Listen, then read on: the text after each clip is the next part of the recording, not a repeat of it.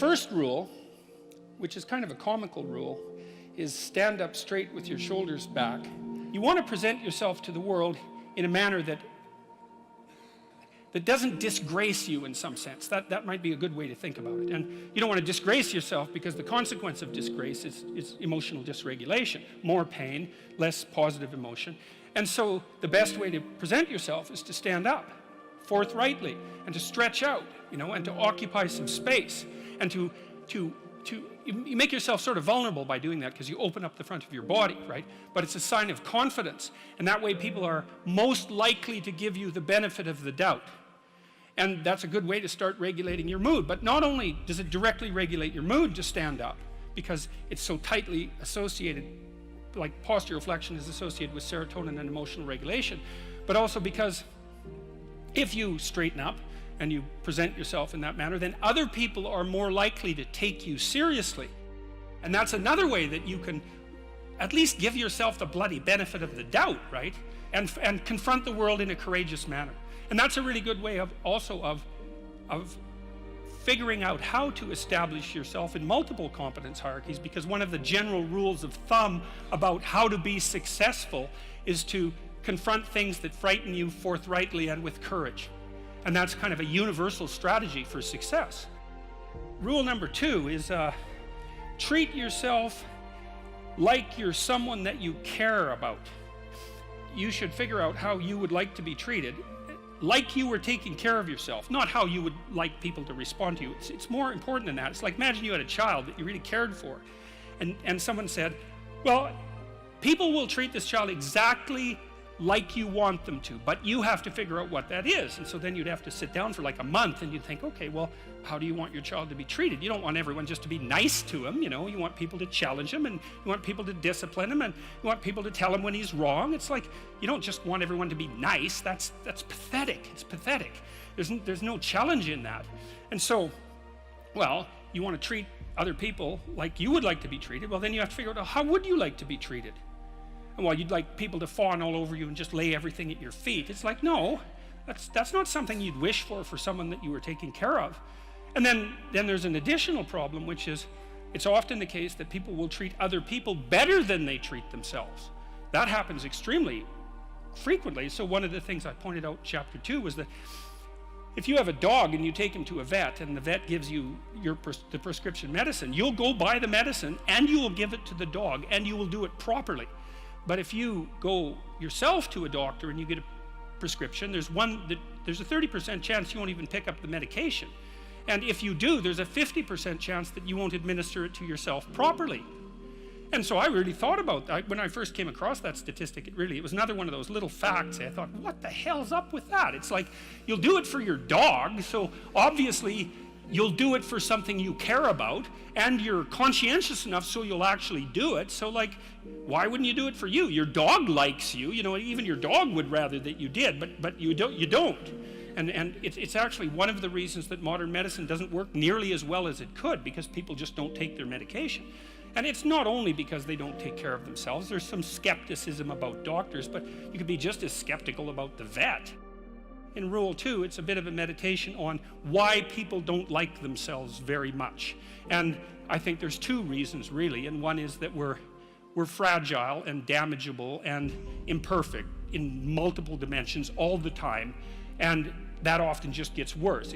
Lots of things get worse as you get old, for example. So it's not necessarily that easy for a self-conscious being who's extraordinarily aware of his or her own fragility, but not just fragility, foolishness and errors. Like, you know yourself better than anyone else knows you, and you might have a certain amount of dislike for someone because of something they did, but you know everything you did. Jesus, that's a drag, man. You have to carry that along behind. It's like, really, I did that, And then, so there's that. It's like you're weak and kind of useless and prone to temptation, and all those things.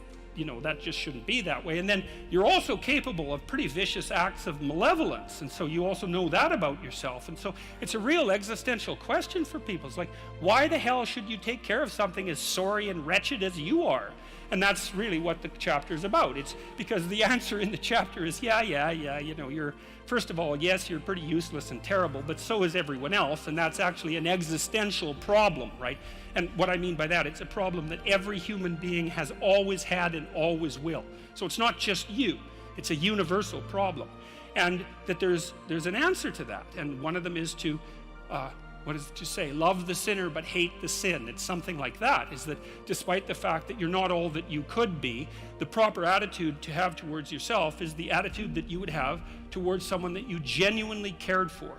And that it's incumbent on you to act as if you genuinely care for yourself, just like you would act towards someone that you actually cared about, some other person. And so it's a reversal in some sense of the golden rule, right? And it's a discussion of why that's necessary. And also, more than that, it's a discussion of why you have a moral obligation to do that. It's not just that you should because it would be better for you. You actually have a moral obligation to do that, I think, because you make the world a much better place, a much worse place if you don't take care of yourself. So you should bloody well take care of yourself, you know, because, well, that's what the chapter's about. It's partly because you have something valuable to bring into the world. That's the thing about being an individual. It's the thing that Western civilization has always recognized, that as an individual, you have a light that you have to bring into the world. And that if you don't bring it into the world is a dimmer place. And that's a bad thing, because when the world is a dim place, it can get very, very, very dark. And so it's necessary, not just so that you feel better, not just so that you're a #1 lobster, none of those things. You need to take care of yourself because you're in the best position to do that. And it's necessary for you to take care of yourself. Despite the fact that we're mortal and vulnerable and self-conscious and capable, not only capable of doing terrible things, but actually do them. Despite all that, you still have that responsibility. And so I wanted to, you know, hit the question as hard as I can to try to figure out, well, why people are contemptuous of themselves. And there's plenty of reason, that's for sure. But the reasons do not justify the mistreatment of yourself. It's as simple as that. It's not a good strategy. And the next rule is make friends with people who want the best for you. And that's a meditation on my own childhood and adolescence to some degree.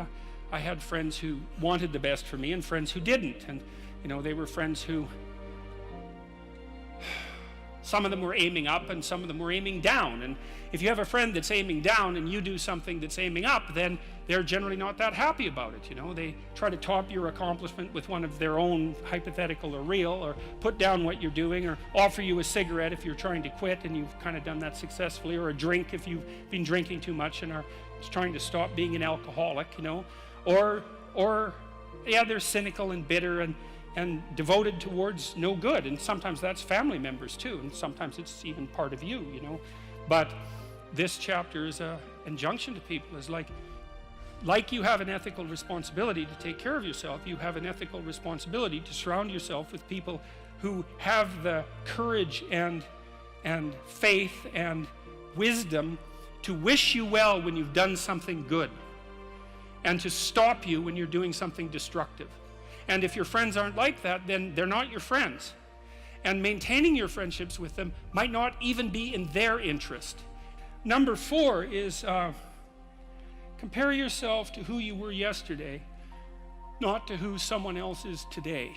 See, I'd been taught as a psychologist that most human characteristics were normally distributed, right? So most people were average and some people were extreme. That's a normal distribution. Intelligence is like that, and height, there's more people of average height than very tall or very short, and weight is like that, and lots of things are normally distributed, and psychologists tend to assume that everything is, but it isn't. Creative products are distributed in a Pareto distribution, and that's a whole different thing, and it's really important to know this. It's another fundamental fact, the knowledge of which can sort of transform the way you conceptualize, let's say, the political landscape. So here's an example of the Pareto distribution. You know, there's a rule of thumb that if you run a company, that 20% of your employees do 80% of the work, or that 20% of your customers are responsible for 80% of your sales, or that 20% of them are responsible for 80% of the customer service calls. Same thing, but that's not exactly the rule. The rule is worse than that. The rule is, in a given domain, the square root of the number of people operating in that domain do half the productive work. So you think, well, you have 10 employees, 3 of them do half the work. It's like, yeah, okay. What if you have 100 employees?